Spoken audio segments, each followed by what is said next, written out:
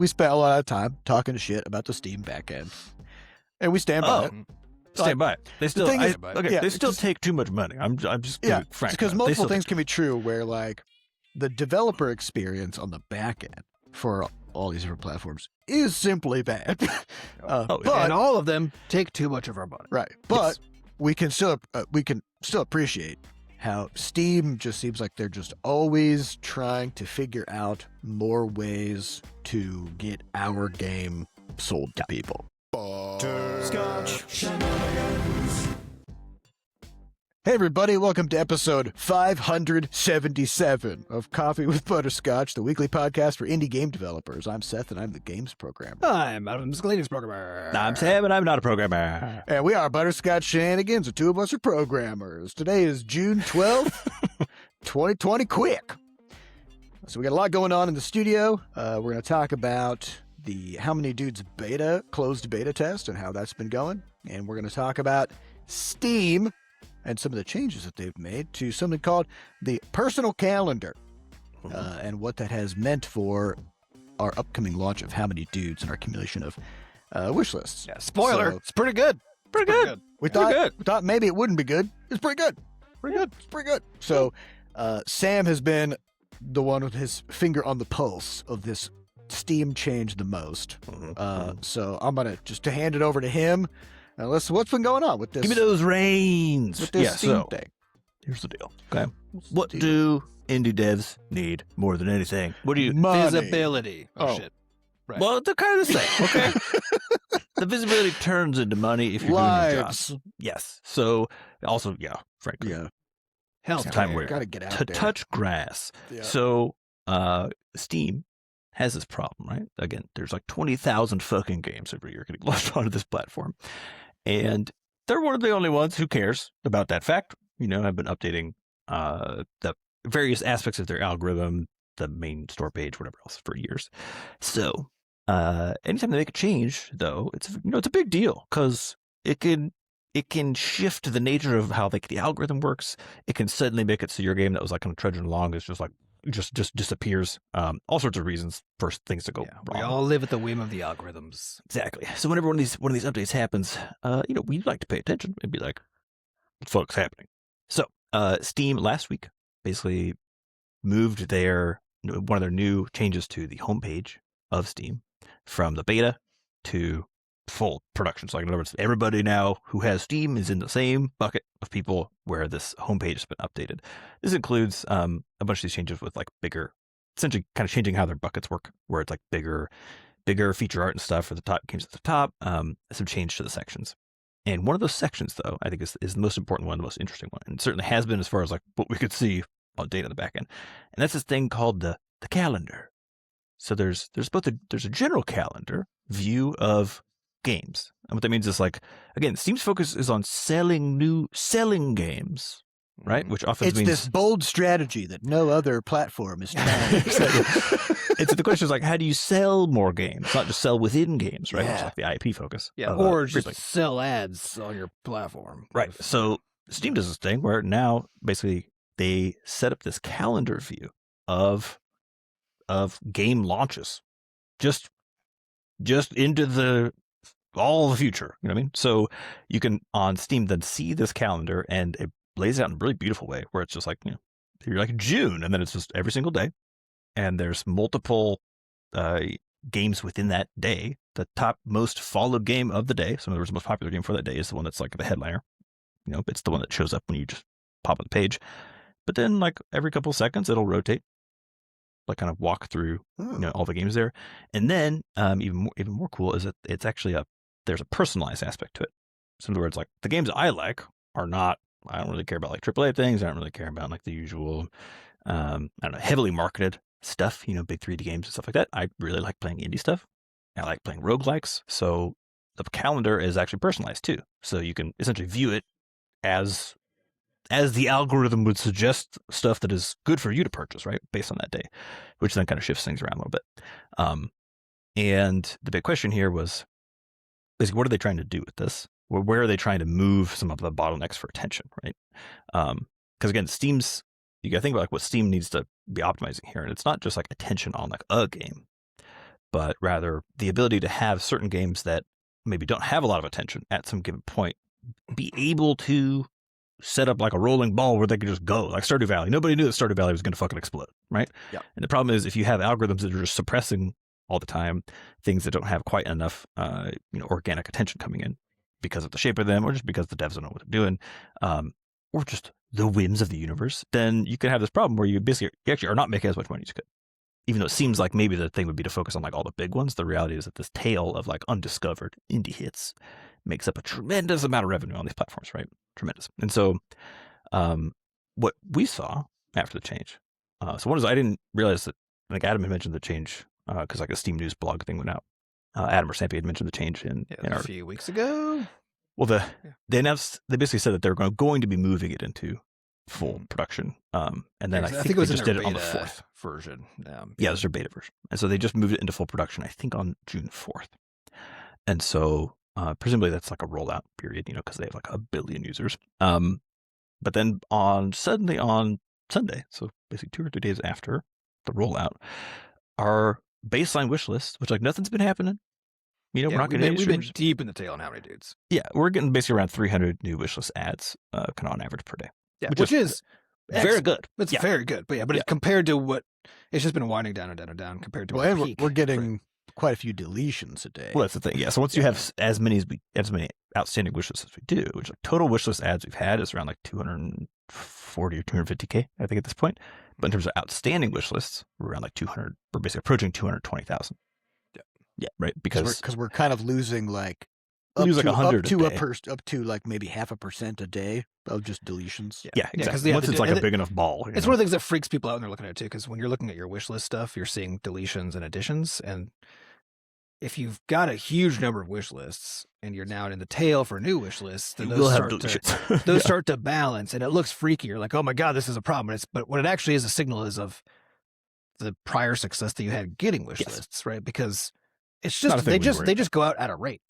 And I think if you have a huge number, then the rate times that number is big. I mean, that's all. That's all it is. But it's also a signal of something else, which is that people on Steam interact with their wish lists. Yes. Yep. Which is, like we were doing some looking into the wish listing on other platforms and stuff, because we're always looking at that stuff.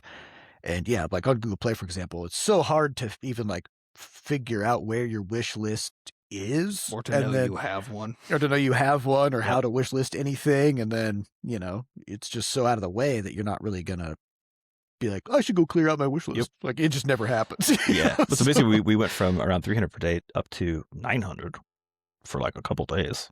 And there's definitely some novelty here, right? Where it's like the Steam, when the page changes over, this is people seeing this thing for the first time. People are going to explore a little deeper. What I thought was so interesting about this, though, is that like the way they change it is essentially once you're within 2 weeks of your launch window. So similar to how the popular upcoming used to work.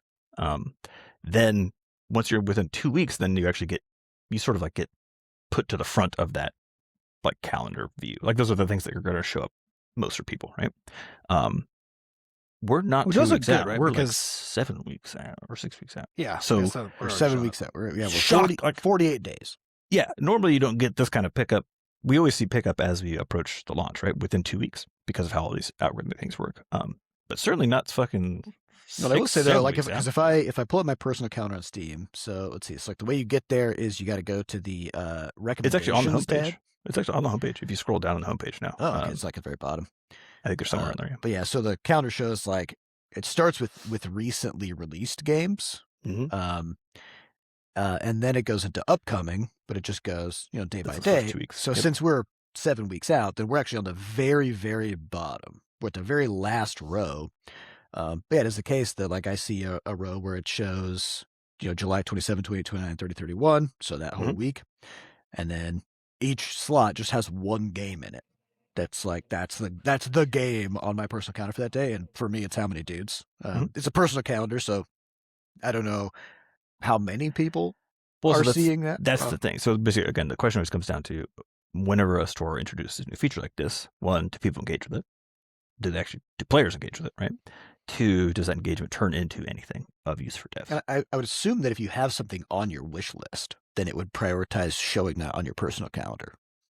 Possibly. But So I think you would what's interesting is that what we've seen so far is that, because I saw this spike and I was like, the hell? I didn't realize that this was going to be doing anything for us. Good. Usually store changes are kind of net neutral or bad. You know what I mean? Like it's typically like a rich get richer problem. Yeah, Steam is more likely than anybody else to deliver an update that actually That is good works for us. helps out everybody. Yeah. Yep. But the challenge here is basically that there are kind of two ways to think about this, right? If you're all the other stores, you think about this as a zero-sum game, right? Which is there's a certain amount of visibility to go around. You're competing for that visibility. If you're on Steam, in that context, you can only show so many games to each person, right? In the context of Steam, their model is a little bit different, which is there's still a large part where that's true because you can only show so many things to people, right? But Steam's model is to say, hey, if we can show the right games to the right people, if we show games, there's only a small number of games that any one person will buy, right? We need to So find if we those. can find those and show those games to those people, then they see the games they want to buy, and then they buy them, right? So, and so Steam, Crazy. that's Just a Steam's crazy approach. concept. Crazy. I know. then these kinds of changes they make tend to have that become more true, but they're needing to filter more aggressively because they're also trying to have stuff because there's stuff that nobody will buy, and there's increasing amounts of that stuff, right? And so part of the struggle that they have is how do you actually separate that out successfully without basically picking a winner? Right. So this is basically paired with an update then to that popular upcoming thing. You think about this as like, this is essentially trying to get a better approach to upcoming games while also allowing for basically a higher floor requirement for that popular upcoming section. So now, this is what everyone's worried about. Popular upcoming does require basically the game to be more popular before it actually gets put on the list. Previously, it was, I can't remember what exactly the guess was. It wasn't that high. It was like you just need some certain amount of like overall Well, you wish can see list that too, because I know, like me personally, looking at the popular upcoming, I was like, I know the popular upcoming, at least historically, has been one of the main reasons that leading like the 2 weeks before launch, we get a whole bunch of wish lists, right? But every time I'm looking at it, I'm like, why would anybody look at this list? You know, it's just a bunch of random, just fully random shit, and increasingly random as time has gone on, right? Yeah. And so I think there's that was the change everyone's worried about. I was like, okay, yeah, that's the thing we know we can count on if you get to a certain point, right? So if it seems like, hey, we're going to change that thing, we're going to introduce this new thing, everyone's like, oh fuck. But looks like it's working pretty dang good. And I think there's some two other notes about it. One is I looked at the how to market a game Discord where people share their numbers. This isn't just like an us effect. This is a very broad effect. I think there's only like one person who's seen a reduction in like traffic since then. And again, it's a personal calendar, so it's all about like on a specific day, what other games are launching, you know, on the same day that your game is launching, and is your game? Are there people in the world where Steam will be like, yeah, we'll show your game to this is probably the one people, that you would want on that day. So, but that does mean that sense. if you're launching on a day where there are games launching with you, which is every day, but I mean, but specifically that are launching with you that have overlap in what Steam perceives as your audience, right? Exactly. Then now you're back into now I'm competing game versus game with a zero sum kind of experience, right? And I think that's where probably being again like the importance of all the tags and like knowing, choosing doing all that stuff is just kind of, it always goes up if these things get better. But I think the other note here is that we were talking previously about like testing box art or trying to figure out how to improve click-through rates, because like small improvements in click-through rates on something like Steam can then result in far larger gains in sales because of just how this algorithmic stuff works.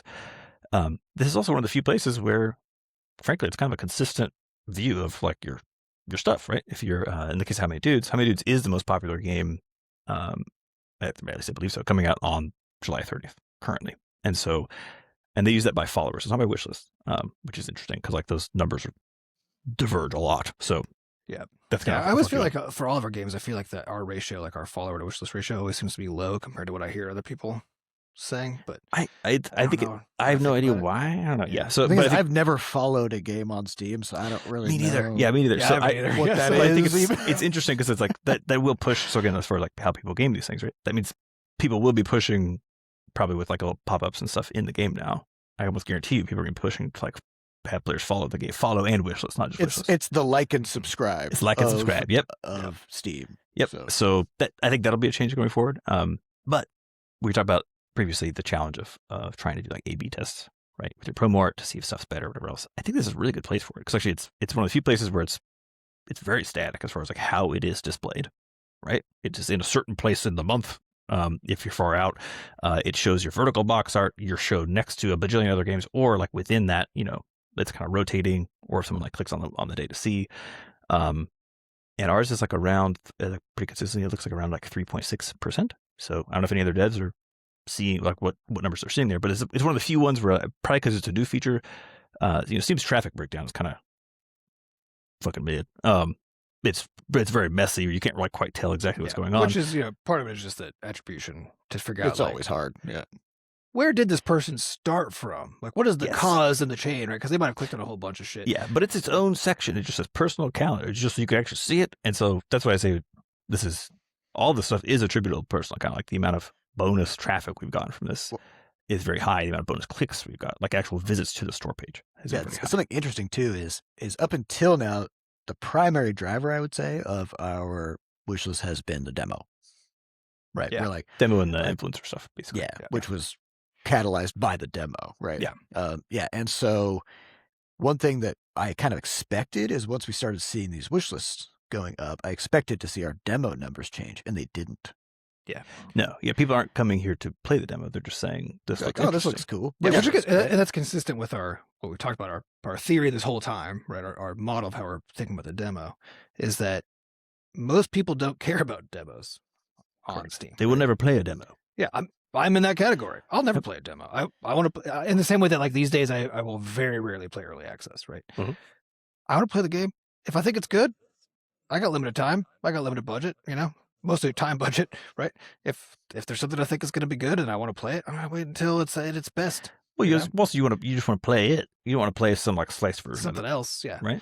Yeah, and especially too because like you don't know, especially when you're on the inside of the stuff and you're like making these things, making a demo, like the ways you can convert your game into a demo are infinite, and so how well the demo experience reflects the real game experience is basically random. It's going to depend on the specific. Well, and so often you'll be like, "Oh, this demo's great," and then it's over.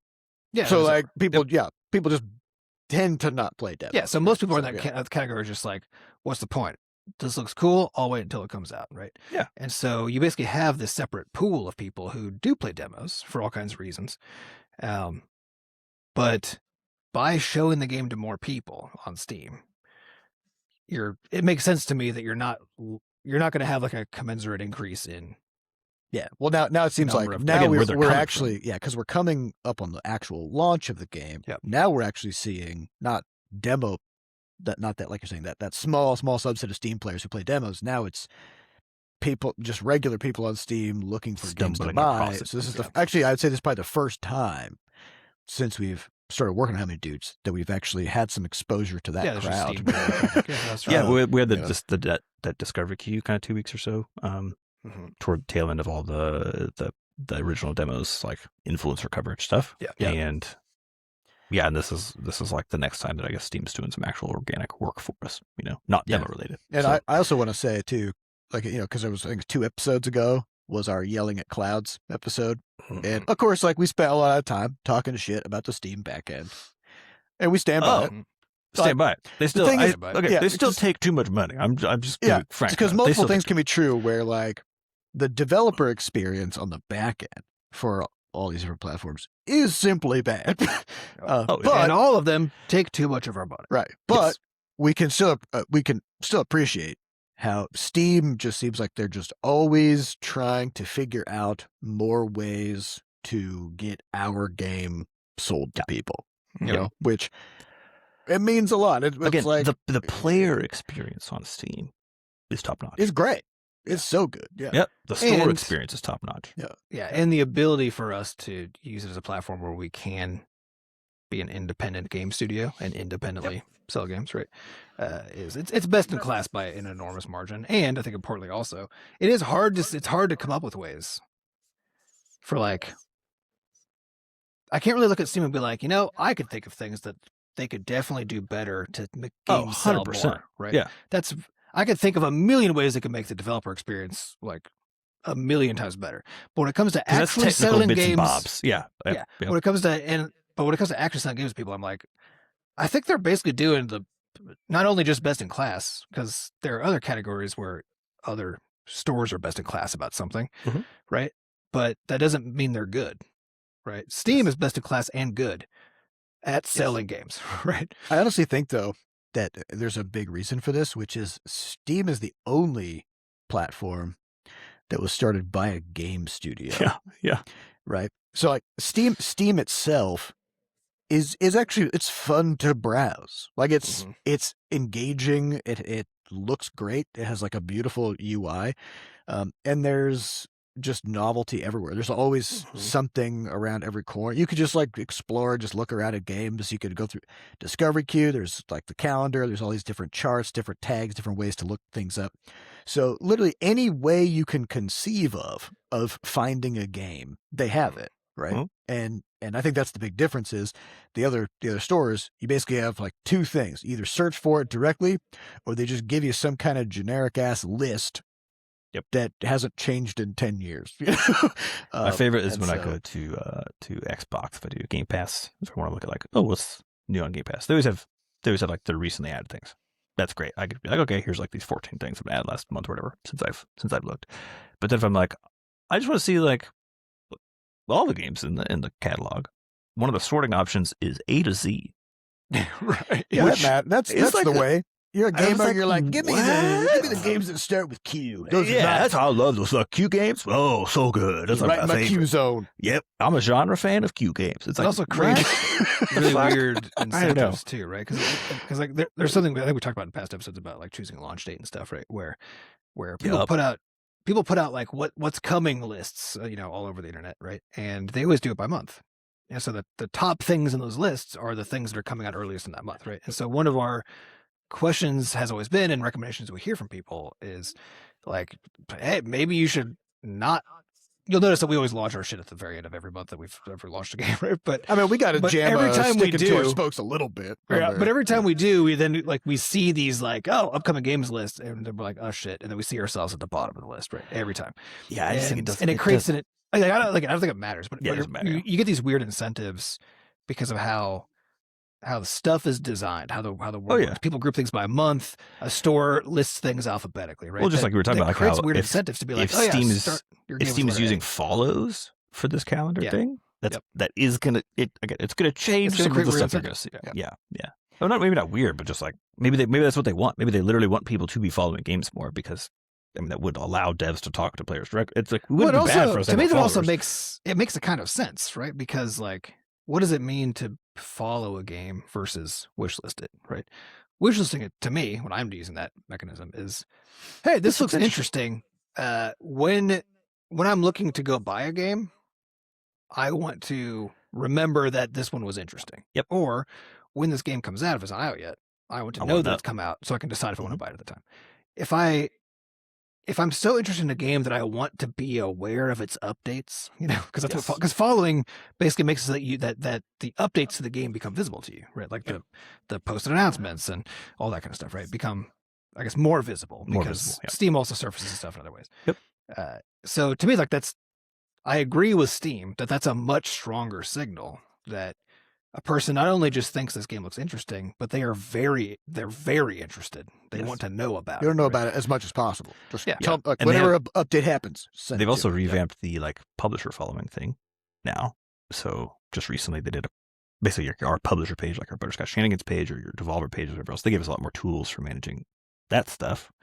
And people can follow us, like the studio, right? But again, that's like I think you're working down this funnel, right? It's like people seeing your game, being interested in it at all. So you got like a click through it at the top, and then you got like wishlisting, and then following, and then like following the team afterwards is a whole other level.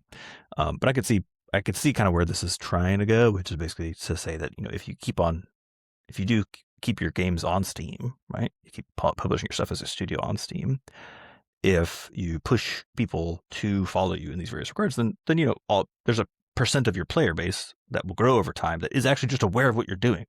Yeah. Which means that Steam doesn't have to work so hard to be like, who is this for? It's like, they're just like, oh yeah, it's a new Butterscotch game. All of these people follow the studio on purpose. Just give it to those like 10,000 people or whatever else, and show them. Which also makes that point you made is exactly the right point, right? Which is the hardest job in the world is trying to guess what somebody would want. Yeah. Oh my God. Yeah. And every fucking tech company on the planet is like, that's our job, is to use magic to make that guess, right? And Steam's over here just like, just let people tell you what they're interested in, and we'll use that. Right? Crazy. They're just really innovating over there. So innovative. Oh, I would ask a correction. The Nintendo eShop, because I said that Steam is the only shop made by a game studio. Technically, the Nintendo one is too, but I mean, we don't really certainly we don't can't really count. Nintendo. technically, like the Xbox one, like Sony publishes, I don't know, they'll make games too, but like Steam's But it's more like turn into Sony was- started as an electronics company, and it still is, right? And then Yeah. they made the PlayStation. But I mean, like, I think Steam was the only one where it was like it started as a even like as a launcher that didn't need to be there. Yeah. Really, you know, It started but as a didn't need to be there. library, right? Yeah, libre and launcher thing. Yeah, So it it's started like, as a patching, library patching and client for Half-Life expanded. 2, and then yeah, that's just Yeah, not it's not quite the same. But it's also boat. Steam is the only platform that's essentially third party first, in a sense of like, Correct. it's made, it's a game company made it for their own games. And then they were like, that's hey, interesting. I didn't even then they thought were about like, that. hey, we can just have 30% of the money which again is insane and evil, but we could just have Yep. 30% of the money made by Just all the other money. games. We could just stop making games. 'Cause that But shit's yeah, hard, right? that's interesting because they're software first and not hardware first. They just Yeah. did not give a shit about exclusives, Yeah. right? Because like if you're Xbox, you trying to need sell hardware. to sell. If you're Nintendo, you're Xboxes. selling hardware. Yes. And so the cost of entry is $700-800 Yep. plus another $70 for a game, right? And so you need somebody to want that game so fucking bad, and they can't get it anywhere else, that they've got Yeah. to pony up that ticket price. So This is everything a has to be setup. designed around first party exclusive content. Yeah, So as it's in like- showing a very tiny number of things that well, and also you have to market the shit out of it and marketing the shit out of it. because you got to make someone want it so bad that they're going to spend the extra. Right, yeah, money to that's get true. it. You got to make people want stuff rather than find stuff that people want. Because on Steam just gets 30% of everything. It doesn't matter. They're like, which hey, thing we it have is. stuff. Do you want it? No? All right, we'll go. That's fine. We'll have some more stuff later. No Yeah. big deal. It doesn't need to be Yeah. their stuff, right? Yeah. Well, and actually, and I think that's what makes it work, right? Because we've talked in the past about how, like if you're on the Nintendo eShop, good luck. Because when the next Mario game, the next Zelda game, the next Donkey Kong game comes out, where do you think your game is going to be featured? Fucking nowhere. You're Yep. going to be Yep. off into the abyss while Mario is taking over every single spot on the store, right? Even if Uh, the person who's seeing that would actually, based on their play history, have a much better time with your game. Yeah. It doesn't matter. So in a weird way, like on Steam more so than most other platforms, like the smaller developers can actually be the star of the show. yes, you're seeing that more and and more. I think. they can take over attention in a way that like they just don't get buried like they do on other platforms. Well, and that's actually where the fact that there are more smaller games, just like definitionally, because they take less time and resources to make, right? Yep. There are more smaller games, like than a store that is able to handle the more part, right? Yes. Means that players actually get because like, I mean, growing up playing games, what did we want? We wanted to play every game that looked cool, right? Oh yeah, It felt like there weren't enough games. Today, it feels like there are too many games as a category, but it does not feel like there are too many games I want to play. Mhm. Right? Yeah. It in fact feels like there are no games I want to play. So what I want to see is more games I want to play, right? And so if you can actually, and that's where like being able to leverage the wide diversity and the speed of creation of small indie teams, if you can harness that like Steam is being able to do, right? Mhm. Then you actually give people who love games exactly what they want, which Mhm. is a high More of what they likelihood want. of finding more games that they want to play, Yep. right? And to your point, you don't have to try to convince people to go buy this specific game, which is literally the entire job. yeah, you of just need a Xbox, PC, which you PlayStation, have. Nintendo. yes, Yeah. you already have Right. it. I don't know Their what- whole job is to say, "Hey, look at this game, this one specifically. Go buy it." Right. Mhm. Yeah. Um, Yeah, it's interesting. been interesting watching them just absolutely take over. And I even remember there was a time before COVID. There was like a few years where everybody's like, "Well, that's it for PC gaming. Like it's on the Yeah. way out. Revenues People are have been flat." beating that drum since like Uh, 2004. I feel like Yeah, and it just keeps turning into this bigger and bigger juggernaut. yeah, every you time know? consoles are doing Mhm. well at all. Yeah. you know? Yeah, But consoles only do well for like a few years at a stretch, and then it's a Yeah, some but kind of also, besides a hardware game. but well, really, it's a hardware it's game. been more about mobile because like mobile revenue just went to the Yeah, well, the thing moon. is mobile has only ever been about revenue. It's never been about because that's true. Like, yeah, people are saying like, oh, like all the revenues in mobile now for games and stuff. Right? You're like, but it's yeah, hyper concentrated. In that's true just about a few the companies. yeah, but that's true about the money, right? It's not true about like people being like, where do I want to play games? Where are the good games? Where are the games I want to play? Right? Nobody's saying that's on mobile. Nobody ever has. Nobody still is, right? Yeah. But that is true that is where all the money is, though. Which actually reminds me, there's an article in Games Industry yesterday about they were interviewing. Was it?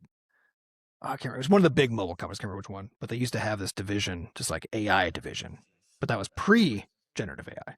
And so at that time, it was just referring to like what we used to call AI, which is like Machine any learning. kind of machine learning Algorithms. and of course, that became more focused on generative AI. But so they have some free to play game. Can't remember what it was, but some free to play game that they revealed that for the past 2 years has been entirely produced. Like every piece of content and so on is produced by guided, but produced by generative AI. And Wow. the interview was like it was very interesting because the interview the guy was giving, he was basically just like the interviewer was like, "Are you worried that?" Now that people know this is going to be a problem, and he didn't say this, but the between the lines thing he was saying was that it's mobile. Nobody knows anything about it. Nobody even cares what they're looking at. He's like, you can just slop it up and nobody gives a shit. It's literally what he's saying, right? And I think so. I think that point is always why every time I was hearing people talk about how like, oh, man, mobile's where all the money's at. I'm like, yeah, as you said, for like 3 companies, right? But again, it's also not where gaming is at, right? Because at the same time that mobile was, what was actually happening was that mobile became a gambling platform, right? Yeah. Because that's what the games are designed for. So it became a gambling platform with games as the package, right? And increased the total amount of money going into quote unquote games by a huge margin. But really only certain games. Only certain games and certain companies, right? Gambling with But extra steps. Did we see at the same time, did we see them was that money coming out of the PC gaming pool? No. That's also been going up the whole time. It just didn't come into existence out of nothing. And also when you say like we're talking about games, you're talking about 2 completely separate concepts, right? You can lump them in the category of games because they are games, right? That's where it's like you get like AAA stuff, you get indie stuff, you get free to play stuff, premium stuff. It's like they all function differently in their they're homes so are best fundamentally different. Yeah, that they're all games, but calling in the same referring to mobile stores and Steam as both selling quote unquote games, you've muddied. You're using 2 different definitions of game. You know what I mean? As in there is overlap for sure, right? But the bulk of the experience is so fundamentally different because they're different kinds of games. They're just fundamentally different. See if you just look at because we were just talking about all this stuff on Steam. There's a million different ways to find games. You know what you don't really see on Steam? Sponsored sections, right? If you open Google Play, holy fuck, only see sponsored. Everything you see, somebody paid to put it in front of you. And they mark it to their credit. They're like, this is a sponsored section, but they'll be like, here's some games we recommend for you, sponsored. It's like, okay, so you don't recommend it. Somebody just paid you to put it in front of me. So anyway, let's talk about the How Many Dudes beta. What's going on with that? We started that on Wednesday. Yeah, we started on Wednesday. It's like we mentioned last week. It's a closed beta, so it's mostly, friends, family, people who we've known for a long time, or members of the community, or that kind of thing. Because we want to keep it very. We don't actually have that many questions that we need answered because of the demo. Like we've already had hundreds. Established that the game works. So it's just like, did we fuck it up? That is the question. By expanding it, did we ruin it? Yes, that's the big one. Which we didn't think so, because we ourselves have been putting tons and tons of hours of playtime into it and having a great time the whole time. But we're very close to it, and we don't know. Well, we're close to it, but also everyone who's been playing it has been playing it as an expert, right? Which we talked about a lot in the past too, right? It's like if you don't get fresh eyes on stuff, then even if you know the thing is good, it's good for the people who are saying it's good, which in this case is the expert team who knows literally everything about the game because they're making it, right? And so even if that's truly good in that context, it doesn't matter if it's not good for somebody who just picks it up for the first time. So I do want to say, as far as setting the stage, that the goals then for us in the beta are basically, the high level beats are basically see if our cloud saving cross platform stuff is working, right? Yes, because we added that. Yeah. Make sure it's working. See if there's any holes in the new player experience where it's like, oh, we could just provide a tip here or there, and that for me is one of the most important ones, because it's, again, I'm always thinking about like the playtime histograms, which is like how many people make it past 10 minutes or 30 minutes, and like you can't get more people down here if they drop out already up here, right? So it's like, ideally people don't drop out while the game is still in that like first fucking 30 minutes of just and they're of course the most likely to drop out when they have the least investment into the game, right? So so anything that can be in slick end for that early part, basically to me, like the first 2 hours, it's like really, really important, like trying to get those numbers as high as possible. So that's where that like early play stuff comes in. And then more so with the final bit is basically like, given all the stuff we did do it, does someone coming from the demo, because we have 500,000 demo players, which is crazy, does someone who played the shit out of the demo, does it meet expectations and exceed expectations, or are they pissed off at something? And then, lastly, it's just like overall balance-wise, because we've added so much stuff, have we whiffed in some way where it's like, too hard, now people are falling out, too easy, not interesting enough, have we threaded that needle? So that's kind of like going into any one of these beta tests or whatever else, it's really important, I think, to know what the hell you're trying to get out of it, in the first place. Because we weren't trying to see if it works. We know it works broadly. It's just like these details in particular. Yeah. So what are we seeing so far? Yeah, we basically, kind of to your point about the difficulty curve changes. Mm-hmm. One of the things that we felt in the demo was that the difficulty curve made certain things not feel that earned, where there were certain like team combinations or certain ways of playing that would make it so that you would just, once you kind of got that figured out, you would just always make it to the end. And in the demo in particular, you always had the same setup. You could basically always get all of the relics for all of the dudes you got if you did a certain kind of series of things correctly. So there was this kind of sameness across runs where it just felt like once you kind of figure that out, then there's no more questions to answer in the game. There's nothing left to explore, right? And so we, by adding in more game systems that allow you more choices, and also there's more RNG involved in those choices, then that diverges different runs. So like, for example, we had a daily dude competition yesterday in the closed beta, where it's just like, hey, here's today's daily dude. Let's everybody just do one run and we'll just see like how far you can get. This was actually instigated by one of our testers, not by us.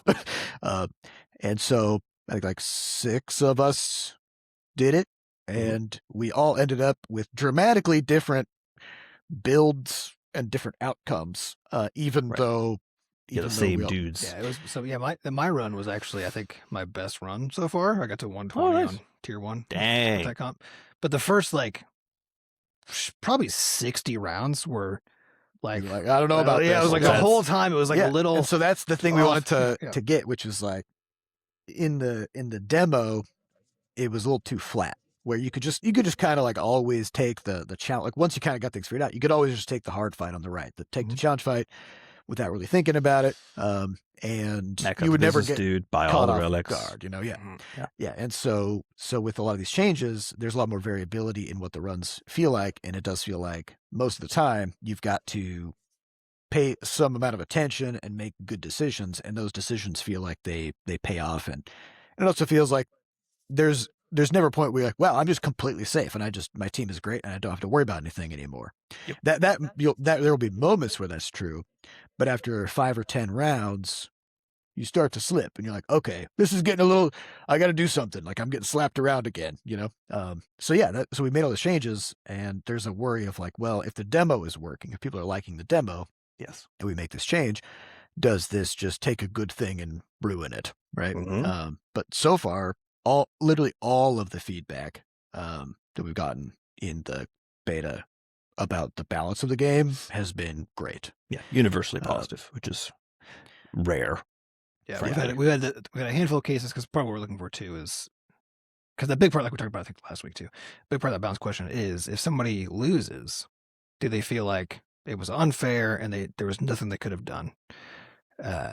And also not in a way that's at all fun or interesting, right? Because when you're playing a roguelike, to some degree, you expect that to happen on occasion, where you're just like, well, Oh, definitely. I Yeah. just got unlucky. Shit went south, right? Yep. But if it didn't feel like that happened, and then you lose anyway, then that feels bad, right? And so we've had a few people who have like had specific scenarios where they had a loss, and they were like, I don't see what I could have done here, right? And the question we have in that case is like, is that a problem, or is it what we want it to be? Which is, it then opens up the question. They're trying to then figure it out, and they talk to somebody else. That person's like, oh, well, if you swapped this, if you didn't, Right. like, this healer isn't particularly good in this combination or whatever. Like, does it open up questions for you to go explore, or is it just frustrating, right? And Mhm. so far, at least for people who are like talking to each other, right, we can see that happen where they're like, I just don't see what I could have done here, right? And then someone's other like, people are oh, like, well, I you see could have what I done could this. have done. Oh, no, that's a good point. Right? Yep. Yep. And the worry is that, of course, people who aren't talking, that they then stop playing in that case. Right. You basically you need people yeah. to get enough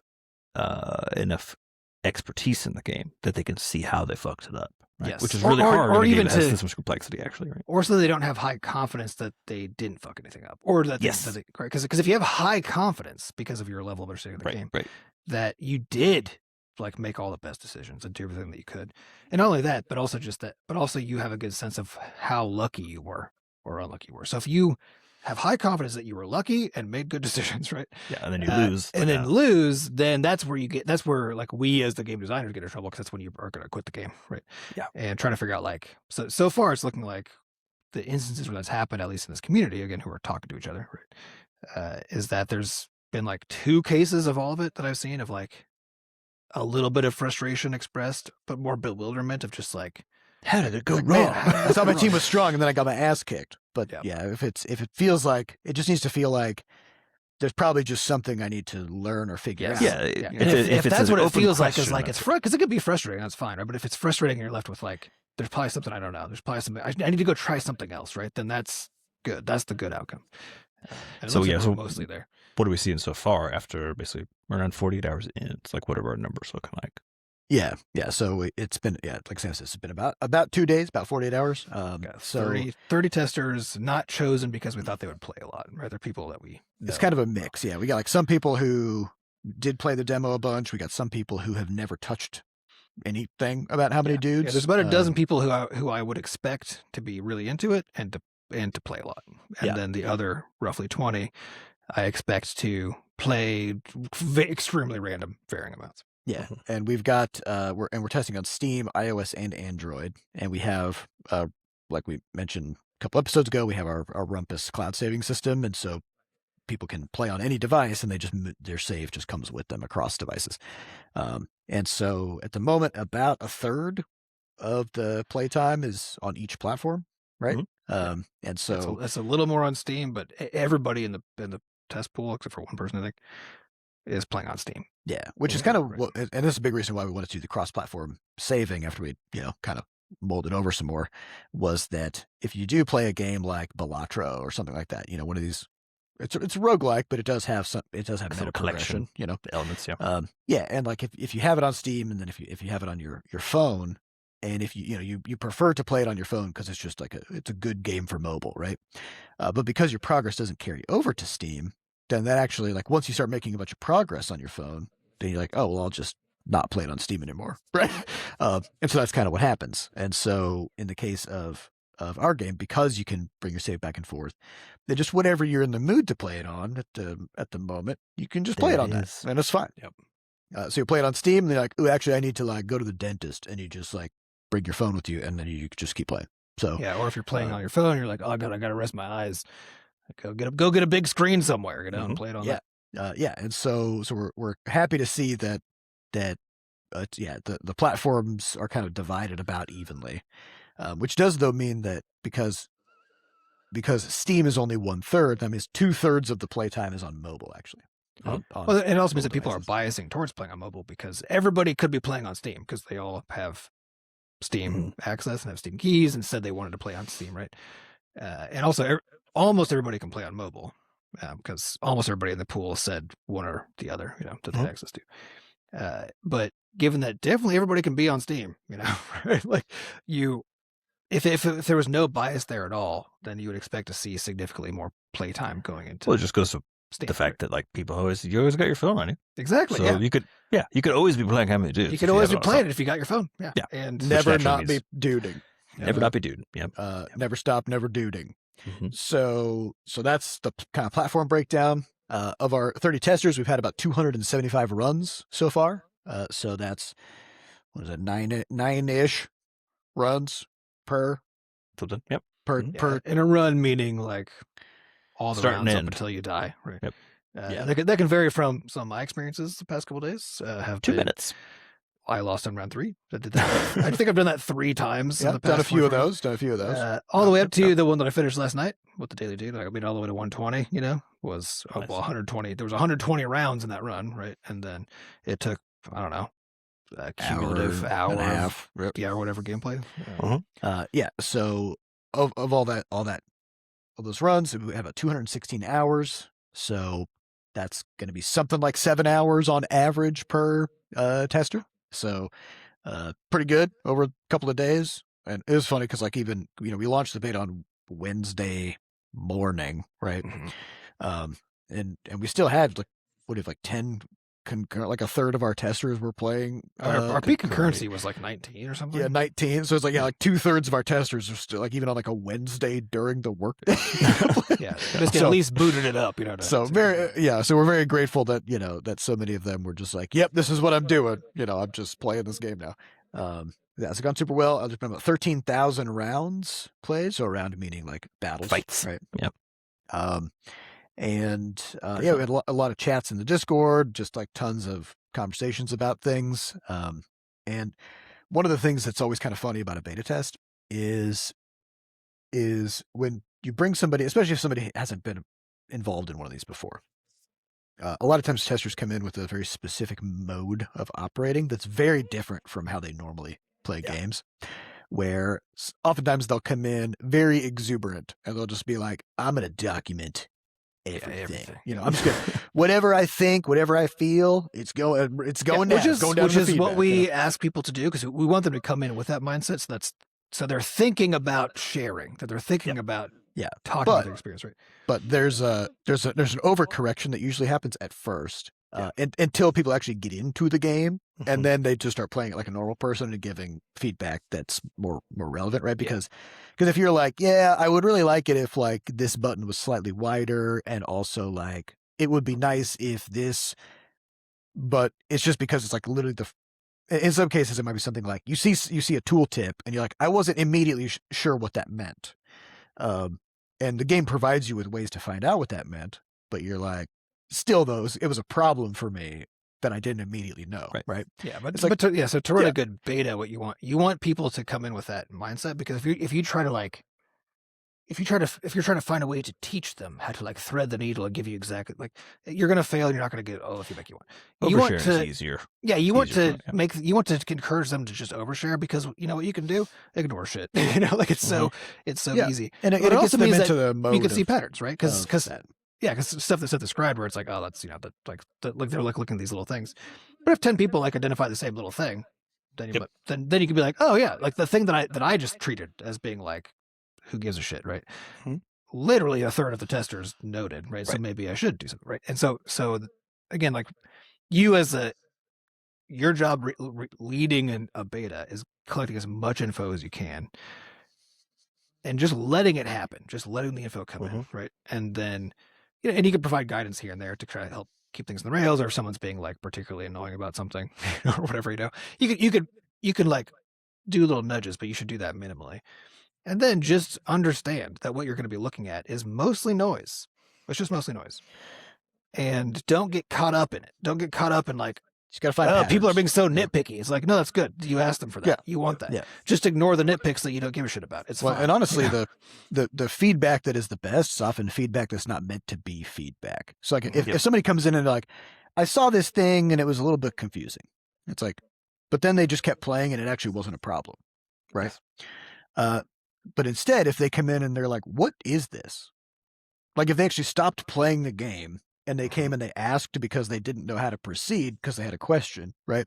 Then that's actual feedback. You know what I mean? Like that's them being like, I got stuck because I didn't know what I was supposed to do. Yeah. Right? And again, you don't want to try to like your goal is to try to figure out how to make that category happen, right? Because you No, can't. you just want people to play the game. You just That's want people to play the game, play and the then game, and and talk then about it. talk about it. You want them to Yeah. talk about it as much as possible. And so the way that we do that is we just say, we give guidance that basically just says, tell us everything. Tell us everything. But here's like, everything you want. To tell here's us. the category, and one of the categories is, like the top category that I when I wrote up the doc is just vibes, which is literally just as you're playing, how do you feel? How do you feel? Good, bad, anyway. Yep. But how do you feel? Why do you think you feel that way? Like, just tell us, because that level of encouragement of people just to talk means that you get to discover, because again, it's your job as the professional who's trying to deal with the feedback is to be able to separate the noise from the signals. And as Seth said, like, and it can be really subtle, because it can be like Seth, you're basically saying like, you get the same feedback item, but depending on how it gets expressed, which again is being expressed by non-professionals, right? Depending on how it's expressed, that gives you a different signal, actually. But you have to be able to differentiate those to actually use it. And so you need that combo of collecting all the info you can and being able to meaningfully separate the stuff that should be acted upon versus not. Yeah, and one of the big things that we have been seeing too in this beta is kind of back to what Sam was talking about at the beginning of like, did we fuck it up? No. And so far, all the people who had been playing the demo a lot, we were kind of worried too, because like we changed a lot of things. Like there are some dudes that work a certain way in the demo, and now they're just kind of a different dude now. Or we're talking about like changes to the difficulty curve as you progress and stuff. But yeah, so far, everybody who was really into the demo seems to be even more into the full We game. did not fuck it up, at least from our small sample size. It appears. Yeah, well, and also it might turn out to be the case that people, because of course part of why all those changes, the changes kind of come out in the wash, because when the beta testers play the game, they're playing those same original dudes in the context of a million other dudes, a million new relics, a million new everything, right? It may be the case that when people finally play the demo update, like demo players playing the demo update, they're still playing the same dudes who are now very different, right? And there's still a lot of other stuff that's changed around that, but it's not nearly the same amount of change, right? Yeah, the demo slice will be a little bit different, because they'll have a little bit more access to some of the new stuff, right? But they'll still have limited access to it, and so it's like it's mostly just to match like what it's like to play the game if you only had those dudes in like the first tier and whatever. But yeah, so I think it's kind of like we talked a long time ago, that we told the story a bunch of times about dealing with feedback, and who was it? Borderlands or something, where they were getting feedback that there was Skagoli that it was too hard, and what the developers realized was that it's too boring. Yes. Or whatever it was, right? And so they made it. The feedback was that there were too many skags, but what people meant was, I'm traversing a lot of space basically, and all I'm seeing is just like, here's a skag. I keep getting annoyed by skags. They're like, this is a place that I walk through, not a place I fight things. Yeah, so they were like, okay, now you fight things here. That's what it's for. And they just changed it. They just jammed it full of skags. Because because feedback is born of expectations, right? So if somebody comes into a situation thinking something's going to happen, and something different happens in a bad way, whether it's boring or annoying or frustrating or whatever, that's the real problem. If somebody goes into Skag Gully, being like, oh yeah, this is like full of skags, and I got to fight skags here, right? To make my way through. Then when they're fighting skags, like, yep, that's what I thought. Yep, this is right. But if they're mostly not fighting skags, but then skags are the only thing they fight, right? Yeah, then it's annoying. That's a different experience. Yeah. But I think it's interesting, right? Because that means that imagine we made all the changes we did to the game, and instead of having a beta test, all we had was we updated the demo and released that. It's very possible the feedback we get about the demo won't be as universally positive. I still think it was going to be overwhelmingly from positive. demo only players. The demo only players. Yeah. Because the demo only player going to the new demo, of course, where stuff has changed, but there's not like a lot more of it. Yeah, you're not going to have all the new stuff. Yeah, and I think that's where we might have gotten a very different signal, right? But as in there might be more people who love the demo and play the new demo who actually are upset. I still don't think so. I don't think that's going to be the case, but I think it's an interesting, it's more likely idea of like the subtlety of dealing with feedback, right?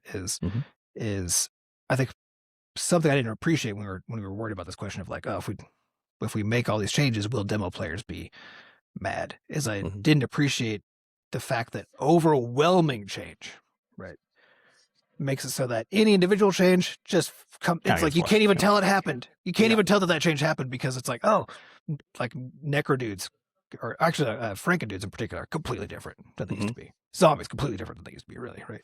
I mean, a lot of things about necro dudes are different. Well, necro dudes. It's like completely ninjas different, are different. Right? Samurais work differently. It's all different. So, but if you're coming for that demo and you come in here like, oh man, like I don't like the changes you don't even think about that because you're now playing it in the context with a million other changes. Yeah, too. it's also true though that with any of those dude changes, we definitely preserved the thing that people really liked about them. It's like Franken dudes still get huge and punch the shit out of stuff when things die, which was the thing everyone's like, oh, it's so fun to make a huge Franken dude. They still do it. Yeah.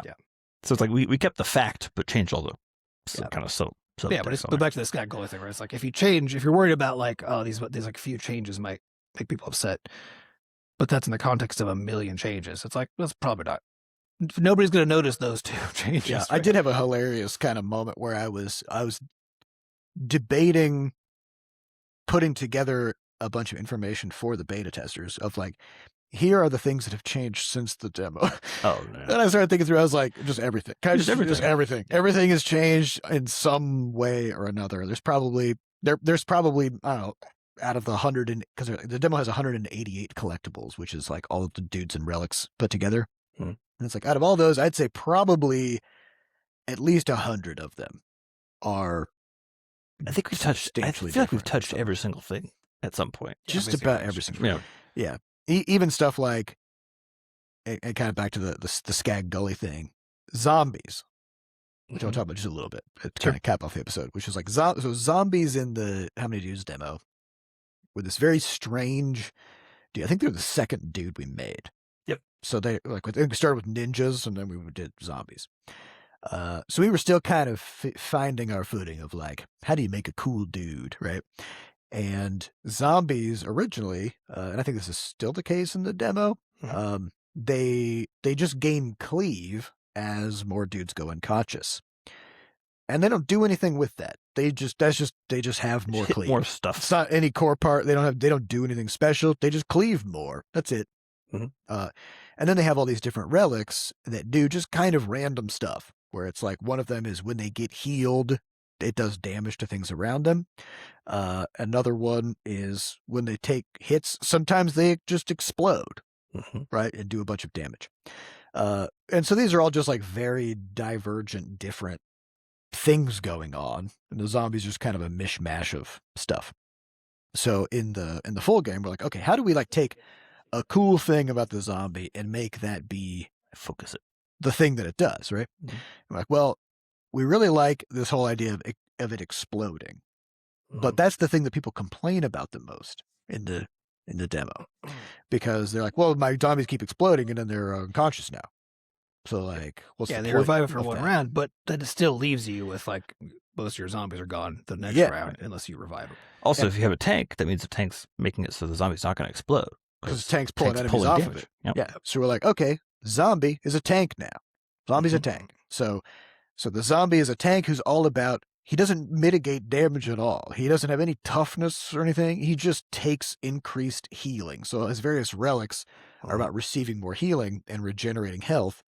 And his tanking has to do with him being healed. So as he gets healed, he has a chance to taunt enemies. So so you gotta get him to take some damage. So you gotta figure that out. Do a little puzzle, figure out how to make that happen. But once that's happening, the zombie starts taking hits, getting healed. That then expels the healing he takes as damage, like before, right? So and it's all more cohesive. But then you still have the exploding problem, right? It's like, well, if your zombies explode, then like they're not taunting, not doing anything anymore. Yeah. They're dead. So we reworked. There's a relic called Willing Flesh, which in the demo it just makes it so that when the zombie explodes, a skeleton comes out. But again, like, well, your zombie's still gone, so and skeletons are ephemeral, so it's gone the next. Yeah, round well, too. yeah. So that's not that good. So Willing Flesh in the full game now is when any zombie gets knocked out, there's a 5% chance that every zombie gets revived. So you end up with this insane thing where it's like you'll have 20 or 30 zombies and they'll just be exploding, just like boom, boom, boom. You can watch them just like popping like water balloons, and then all of a sudden bam, they just all come back, and then they just start exploding again, right? So they almost But zombies then you can almost also turn get into, unlucky even if you have a lot of zombies and not trigger. yeah. So Or it's not like get that. And if you don't get that relic, then now you're just losing your yeah, zombies. but the explosions do fuckloads of damage, right? So it's like a high risk, high reward tank now. It's very fun. That's a very cohesive thing, and so we took the thing that we thought was the coolest part, which is that they explode. Which, even though that was the thing that people complained about the most in the demo, the reason they complained about it, kind of similar to Skag Gully thing, was that like it was the expectation and how it all fit in the whole big picture just didn't make any sense, and it violated what players wanted to do. Yeah, and it basically meant you probably had to spend some dude juice, like in between rounds, to get enough zombies to have it. Yeah. So it just felt like it was just basically funny and interesting, but then like a net negative. Yeah. And also, like, there's lots of different things that trigger off of knockouts. So having your zombies exploding on purpose is actually pretty great. And there's all kinds of other tricks that you can pull to exploit the fact that your zombies are exploding, and you can use it as an important part of your kit, right? Like pairing with cowboys who pull everybody together. Now all those explosions are happening just Concentrated. Or concentrated. put a finance dude next to them so that the finance dude takes out life insurance policies on your zombies. Yeah, you're making money. Now you're just generating money. Every time your zombies explode, you get money, which is crazy, right? You can make so much fucking money if you manage to pull that off, right? So there's all these just fun strategies that come out of it, where before it's the exact same mechanic. Zombies explode sometimes when they get hit. And actually, I think that relic is unchanged. Yeah, almost the same. Everything around it has changed, and now suddenly it's fucking awesome. Right? So, so there's a lot of those kinds of things that have happened, and so far it seems like everything is very cohesively working together. Which is a big challenge. I think there's the a lot of problem things that the demo players will have, and that I've also seen in the current players, isn't that the changes are bad. It's that they're still coming in having decided that certain dudes suck, right? And so then they don't even try them in the until somebody else starts talking about them. We're like, oh, that sounds good, but like I remember them sucking though, and it's like everything's different. You got to go try this. You got to go retry. Yeah, there's a social component to this game that we didn't do on purpose, but it just kind of came out that way. Where when somebody starts playing, they will almost immediately decide which dude they like and which one they don't like. The one that they like, they will seek out relics for that dude and make that dude even stronger while neglecting the dude that they've decided they don't like. And the dude that they neglect continues to underperform because there's got nothing going on, right? And so different people will just end up with dramatically different perceptions of the balance of the game. Not that the game is imbalanced, but that certain things are good and certain things are bad, right? Yep. And so we even had a hilarious like feedback document that one of our testers gave us, where they're like, "Here's my current tier list of the dudes that I've played with." And actually, seeing people's tier lists is one of the most useful fucking tools for this game. Well, it's just so fun. It's useful almost from like a comedy perspective early, because it's like it shows you like what that person's biases are. Because like one of these we got was somebody put a dude in F tier, and they're like, "Yeah, this guy's a piece of shit. I don't even know what this is for." And internally, we're all like, "No, that dude's like S plus, like he's like the top damage dealing dude in the game." If you want an easy time and just shred everything, this is the dude to go with. But it takes investment into that dude to get him to that point. Well, and you got to figure out also it's also not just the stuff takes investment, right? Because you got to have the opportunity to invest, right? And if the RNG, if the relic is like because I had to so. Not to like spend all time talking about this, but the quantum dudes have their like entangled dude that they like hologram dude they generate, right? And they're a healer. And so I was doing a run, or the daily dude is like that we had yesterday. Like that was basically the healer for that thing, right? It wasn't until the shot before round 100 that I actually saw the relic that I could then get that doubles your hologram dudes, which doubles your healing. Right? Yeah, right. And the whole time up to that point, you're just limping along. Yeah, it was just such a struggle all the way to round 100. And if I had like done that without already knowing that relic exists, and I just hadn't seen it yet, my takeaway would have been like, "Oh God, I can't depend on these guys for healing." Right. But I already knew from another round where I had gotten that relic that if you get these relics, like these guys are really good, like a mixed Yeah, I class. think but that's where especially like it's this funny thing where like, I think the trust in the designers grows over time really effectively in a game like this, right? Because it's like almost everybody has the same experience, which is like, I like this dude, I vest this dude, he's got interesting things going on, this guy sucks, I don't know what that's about. And then like you slowly realize that like every single one of these things, every single one of these dudes has a very particular little thing going on. That None you of could, the like, dudes suck. none of the dudes suck. I'm very confident in that at this point.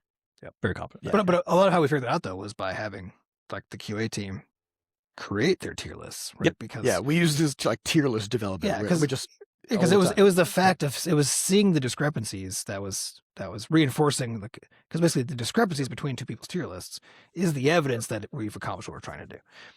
If you see similarities in tier lists, then that's where you have to be like, is that fine? Because some of that will be fine because some dudes are easier to deal with, right? It's fine if the dudes are in the same high place. It's bad if it's agreement that they suck. You know what I mean? Exactly. Because we And so you basically gotta want is But then you disagreement have to about who decide when you're sucks. looking at it, is like, because even those ones too, because take like the Lich dude or something. There's some that are really complicated to like figure out how to use well. And so it can still make sense that you see a bunch of people being like, oh, like a bunch of people say this is F tier. If there are still other people who put We're it like, in no, you S just got to tier, do right? this. Yep. Yeah, but if basically everybody puts the same things in like those bottom buckets, and you're like, okay, something's off. Okay, we got to adjust that. And so so it is also funny when you already have a really good sense of like, but the reason it's like Seth, when you're like, oh, it's funny to see. The reason it is because when you're looking at that tier list, it's not the same as yours, right? not at all. Not at all. And that's actually why it's always useful information, even when your first response is like, oh, this, like, it feels like it's nothing because like it's effectively random. But the fact that it's effectively random is actually the feedback that is useful, right? Yeah, it just means that the player experience is extremely varied. For a really long time until people learn more about the game, and then opinions will converge, right? Which is when a meta arises. But yeah, and something else too is like people would ask us during the test, like, oh, as the devs, like, what's your favorite team comp? I'm like, honestly, I don't have, like, I play can't imagine having a play favorite team comp. I play a different comp like, every single time I play. I've played with a different combination of dudes, because there's like 800,000 of them. Right? So there's lots of, like you're saying, there's lots of fun pairings and lots of fun things you can play with, you know? Yeah, there's some dudes I really like, but it's mostly because it's the vibe of the dude and the vibe of the, like, I love zombies because just the idea of like a massive zombies that are exploding and then suddenly they'll come back. It's so fun. I don't even care about like its impact on the game. It's just so it's fucking hilarious. Yeah, and cowboys, like, they're lassoing dudes, just roping lassoing them in, dudes left, right? right. And it's like that's beneficial in some ways. In other ways, it doesn't matter. In some ways, it might even be detrimental. But it does do things, and you can take advantage of that. And it's hilarious either way. So and it gives you a chance because it's funny, so you can just do that too. But also, like, if you're doing stuff because it's funny in this game, right? Because you're just like, it's hilarious when dudes are getting whipped around with a lasso. But then you see a relic where it's like, ooh, actually, I can use that. Is then makes you even feel better. smart, and it's also very fun. You know, like So it's it all works nicely. Yeah. I mean, as we all know, the cowboy dude, cave dude combo is very good. For reasons people will discover. Cowabunga. I was going to say, because cave dude bunga.